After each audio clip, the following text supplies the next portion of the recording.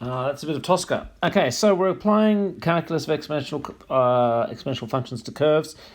I'd just like you to recall the general idea that if y equals e to the x, then dy dx equals e to the x. The key being that the derivative of this function is itself, okay, given that e is that number defined, e is the number such that is the number, well, e is a real number. It's a real positive number such that the limit as h approaches 0 of e to the h minus 1 over h is 1. Okay, there must be such a number, and that we notice that e is approximately 2.7. I think I don't. I should actually. Is it 2.75? Is it round to 2.8? I just better get that straight out of my calculator now. Oopsie, come on. Yeah, 2.71. Yeah, 2.72. Say so. We're going to apply this to curve sketching just by doing a few examples from exercise 11D. 11D question A, explain why y equals e to the x is always increasing. What they mean is the first derivative, dy dx, equals e to the x, okay? And now further, if x is real, then e to the x is positive, okay? And e to the x is positive, and given that therefore the gradient is positive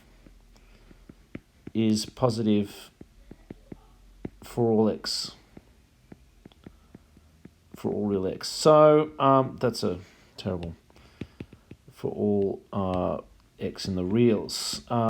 Just a way of saying, I mean, obviously you can sketch the curve yourself, and it makes sense what the calculus is telling us, that the gradient of this function is always positive. The gradient everywhere, the gradient of these tangents are all positive, and increasing, obviously, as the y value of the original function increases, so does the gradient. That's what the exponential, that's what y equals e to the x is, that exponential curve is. But and specifically as well, that the gradient at 1 must be 1, because that's its, the gradient at 0, 1 must be 1, because that is its, that's its definition. Now, can I also point out that always increasing, it's a problematic phrase, you've got to be really careful. What they mean is increasing in its entire domain. The domain of this function is all the reals, and at every point this curve is defined. At every x value this curve is defined, and at every point along its domain you will have an increasing gradient. Okay, so the function will not an increasing gradient. I mean, you do have an increasing gradient, that's a whole other story, but the gradient will be positive. Okay, that's enough. B, the derivative of, if y equals e to the minus x, then the derivative is negative e to the minus x by the chain rule. We've covered that previously. And given that if x is real, e to the minus x, well, if x is real, then minus x is real. Let's do this. X is real, therefore negative x is real. Therefore e to the negative x is positive. Therefore negative e to the negative x is negative. Okay, which is to say that dy dx is negative. For all real x, the gradient is negative. Again, it makes sense. You can just sketch the curve to sort of confirm what that calculus is telling you there, that this is the function y equals e to the minus x. This is not a function which is its own derivative. The derivative is obviously different to that. Okay, the higher the y values here, the steeper the gradient is negative. The lower the y values are here, the flatter the gradient is, but still negative, okay? So it's obviously it's related, okay? The gradients are the negatives, clearly here. The gradients are the negatives of the y values, yeah? So you can see that that's a curve that's continuously decreasing in its entire domain, and its entire domain is the whole reals. Okay, so that's 11D question 5. I also selected 11D question 8 to demonstrate. Write down the coordinates of the point on the R. Okay, so the point R on the curve on the curve y equals e to the 3x plus 1. If x equals minus a third, then y equals e to the minus a third times, 3 times minus a third, plus 1, which is e to the 0, which is 1. Therefore, R is the point minus a third, comma 1. Okay, that's pretty straightforward substitution. Find dy dx. dy dx, how do you differentiate e to the ax plus b? You just multiply by the derivative of the power. Okay, that's a consequence of the chain rule. And hence show the gradient of the tangent at R. At x equals negative 1/3, dy dx equals 3, and then I think you'll see that that substitution and this substitution here is going to go the same. 3e to the 0, which makes it 3. The gradient of the tangent at R is 3. Okay, point C. What's the gradient of the normal? Let's remind ourselves that the definition of a normal is that it is the same point. It goes through the same point, but is perpendicular to the tangent. Okay, a normal is a line. The normal to a curve is a line which is perpendicular to a curve at the point of normalcy. Tangent to a curve is a line which is tangent to a curve at tangent to a curve at the point of tangency. That's a bit of a circular definition. We've talked a bit about tangents before. Basically need to be defined as limits of secants. Okay, what is the gradient of the normal? Okay, the gradient of the normal it has to be the negative reciprocal of the gradient of the tangent. Okay, it's pretty straightforward. As negative 1/3 of the gradient of the tangent is 3. The gradient of the normal is negative 1/3. Then hence find the equation of the normal at R in general form. Okay, so what they're saying is we're looking for a gradient of negative 1/3 passing through the point negative 1/3, comma 1, and then straight away you've got y minus y1 equals mx minus x1, and they want it in general form. God knows why. So we'll multiply both sides by 3. 3y minus 1 equals negative x plus 1/3, and then we get x plus 3y minus 4/3 equals 0. In general form, they sort of don't want... I mean, the rules of general form, I think, are a little bit arbitrary, but let's multiply by 3 again to get 3x plus 9y minus 4 equals 0. I think that's probably what they're looking for in terms of general form, because you're not really supposed to have common factors or fractions, although that's not necessarily possible with irrational numbers. Okay, I am not going to check the answer at the back. I'm just going to assume I'm right, which is a bit arrogant, but there it is. I also wanted to have a look at question 15. The point 1, comma e lies on the graph of y equals e to the x, clearly.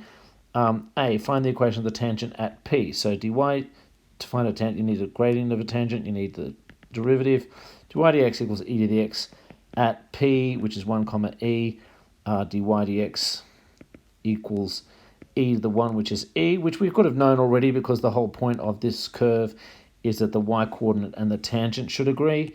The y-coordinate and the gradient of the tangent should agree. When I say the point, that is the whole idea behind y equals e to the x. It's not just the point of that. And show that this passes through. We've got to find the equation. So the equation is y minus y1 equals m, the gradient, x minus x1, which is to say y equals ex minus, if you add e to both sides, y equals ex, which passes through 0, 0. When they say show that it passes through 0, 0, I can just writing that. Like if it's y equals ex, clearly that passes through 0, 0, because that's a solution of that. B, find the normal at P. Okay, the normal, a gradient will be negative 1 on E, so therefore the equation of the normal will be y minus E equals negative 1 on E x minus 1, which is y equals negative 1 on E. Find the equation, find the normal and find its x-intercept. Okay, negative 1 on E x, so that's plus 1, so that's plus 1 on E plus E. Okay, these are just numbers clearly. They're written in a complicated fashion, but we can oopsie.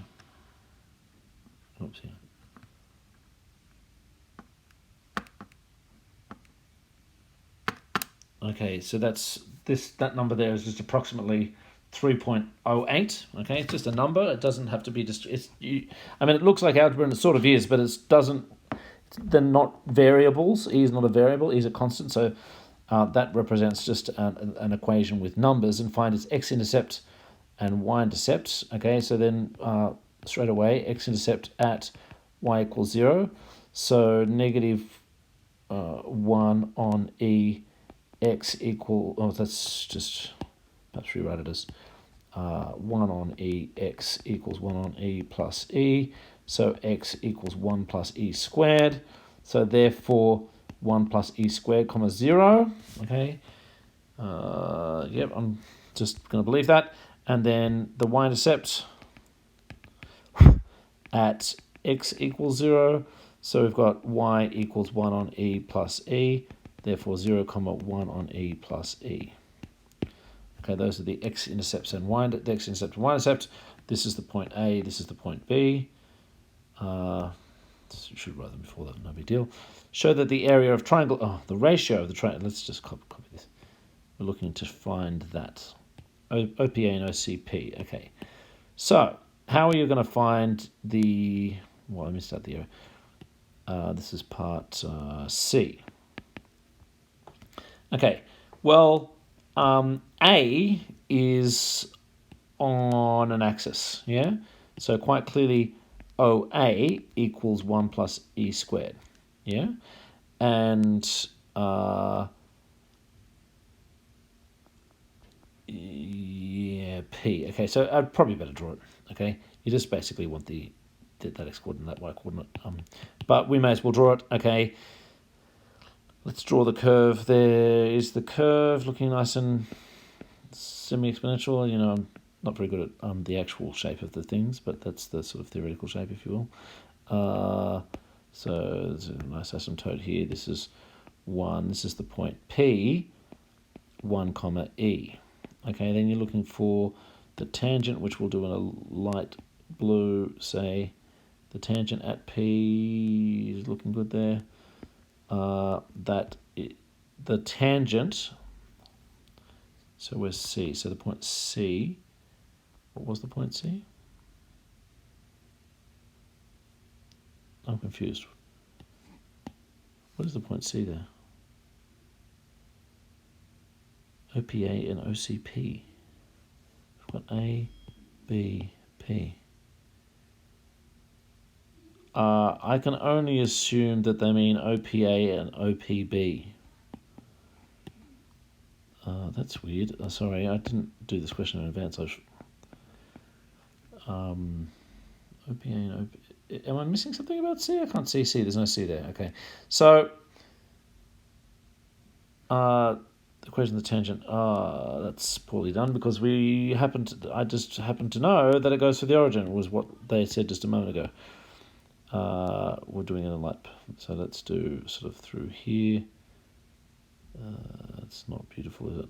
Okay, so maybe that'll work, and then move it to there. Great, and so now it turns out what we're moving is this. Back to purple. Okay, so P 1 comma E, I don't know we've got EE, but 1 comma E. P is the point 1 comma E. that tangent, oopsie, that tangent is, oh yeah, okay, so what was that other colour? No big deal. That tangent, that's the tangent that passes through the origin there. So, but the normal, which we'll do in, say, let's do it in a green. The normal is obviously perpendicular to the tangent, passes through the same point. The normal, the point that this here is 1 on E plus E. This here, it's that there is 1 plus E squared, comma 0. Okay, so that's A, that's B, that's P, that's O. I assume they're looking for the ratio of OPA and OPB. Okay, so OPA, back to, let's do it. Triangle OPA in red. Oopsie. In red, OPA is this triangle here. Okay, what's the area? The area is going to be a half times OA times the perpendicular height of P. Yeah? Times P, let's call that P dashed, times PP dashed, which is to say a half times 1 plus E squared times E. That height is E. Yeah? Now the triangle OPB, which we'll do in a different colour, shall we? Shall we go back to a, let's do a nice greenish. So there's highlight as well, highlight in green. So there we go. That's the sort of the triangle OPB. Its area is again half base height. Triangle OPB is the area of which, rather, that's a non-universal notation I've mentioned to you before. Don't let anyone bully you into using it. I just tend to use it. OPB is going to be half times OB times P dash dashed. You with me? So that perpendicular distance, so a half times OB is 1 on E plus E, and that PP distance, PP dash dashed, is 1. Okay, so now we're looking for the ratio of one to the other. So let's go back to purple. So running out of space. Add page. Triangle OPA to triangle OPB. Oopsie. Triangle OPB is a half E1 plus E squared to a half 1 on E plus E. We can double, and then we get we can double it, and let's factorize out E squared, and we get 1 on E plus E to 1 on E plus E, which is to say E squared to 1, which is what we were after. Yes. Okay. If I cut that, then that line disappears, don't I? Doesn't it? It's annoying. Okay, fine. So that's correct. It does seem that that there should be there for OBP. Okay, great. And then what does this tell you about the intervals of AP and PB? AP and PB.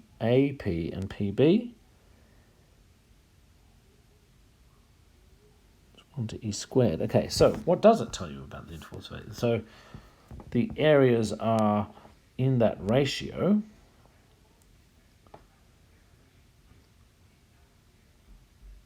So the areas are in that ratio. So those lines should be in the ratio of the square root of it. Okay, so here's how to look at this. Okay, this is a bit of an advanced question.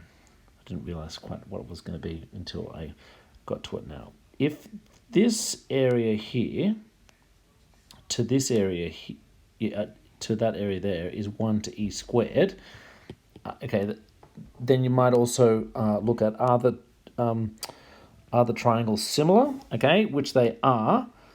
This is a right angle here, being the angle between tangent and normal, and so those two triangles are right angle triangles, and clearly if this is alpha, this is 90 minus alpha, 90 degrees minus alpha, and therefore this is alpha, and therefore this is 90 degrees minus alpha. Those two triangles are clearly similar, okay? And then once you've worked out that they're similar, then they've got a ratio of areas.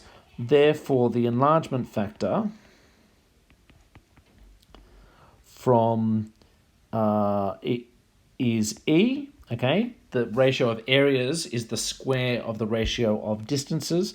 Therefore, OA on no OA. We don't want OA. What do we want? We actually want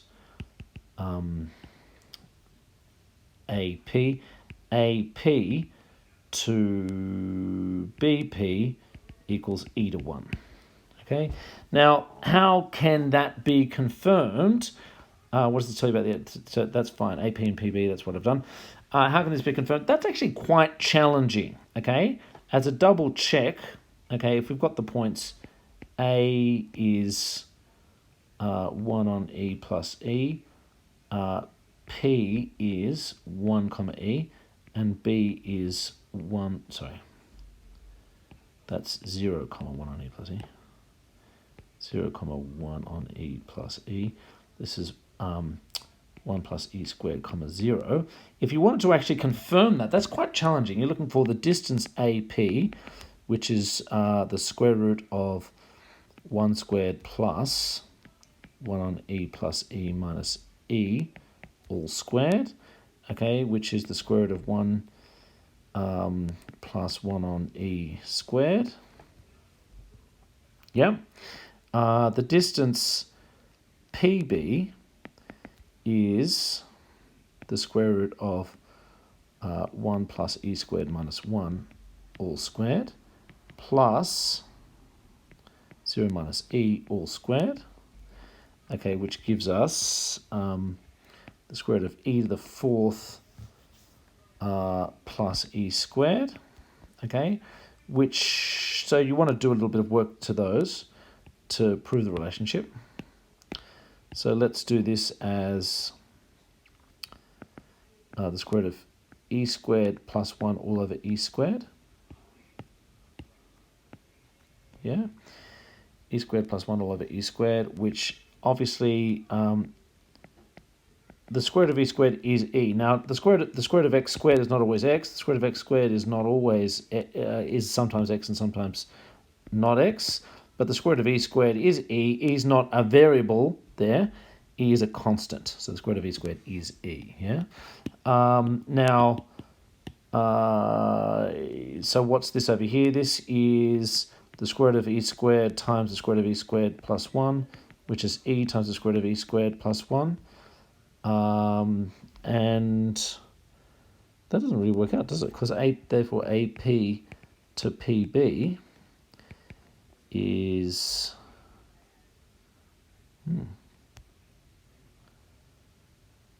well, that's wrong on a number of levels. Yeah, I've done something wrong there. So AP, E squared squared plus E squared. So it works out to be an inverse relationship. I've got that wrong. AP to P it will be 2E root E squared plus 1, and we're dividing by, so 1 on E to E, which is basically 1 to E squared, which is not what I said. I said it should be E to 1. And AP does look, sort of clearly likely to end up a lot longer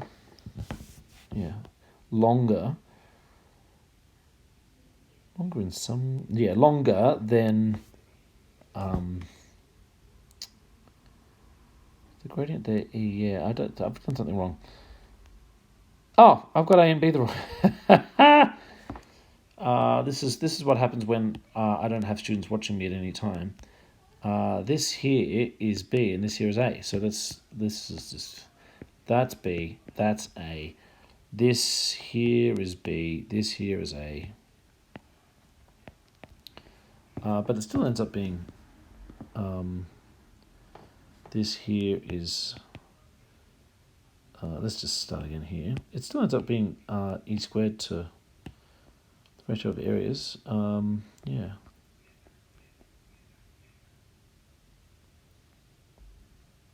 Yeah, so you still got AB to BP, AP to BP equals E root E squared plus 1 to 1 on E root E squared plus 1, which is the same as E to 1 on E, which is the same as E squared to 1, which is not really what I was after, okay? I've got the ratio of areas of similar triangles is E squared to 1. But they're not matching sides. They are not matching sides. So why are we trying to find AP and PB? I'm looking at the wrong things entirely. AP. No, that's right. AP and PB. Well, AP and PB are not in ratio because they're not matching sides in the triangle. But what? What does this tell you about that ratio? Well, so I go with, I'm just going to sketch it here. Let's just sketch it here and then I'll copy it down. AP on PO is going to be the same as OB on BP. AP on PO is going to equal, what OB? AP goes from the alpha to the right angle. So this is, yeah, OP. This is OP to BP. Yeah? So then you've got AP times BP equals OP squared. What does this tell you about the intervals of AP and PB? Well,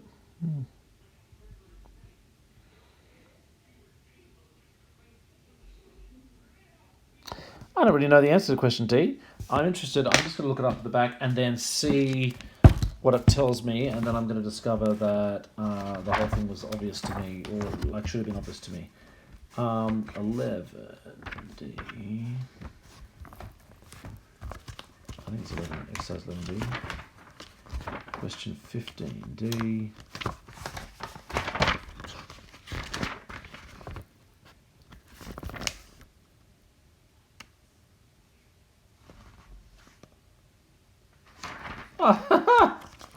In the print copy of my book, that answer's missing. Okay, so I'm going to have to fire up my computer. It's going to take me some time. Maybe I'll just append an answer, or maybe you look it up and you'll tell me. Okay, let's leave that as your homework. We've got to get out of this. It's been too long for this this recording. Let's get back to let me stop this recording and then I'll see if I can fix it later.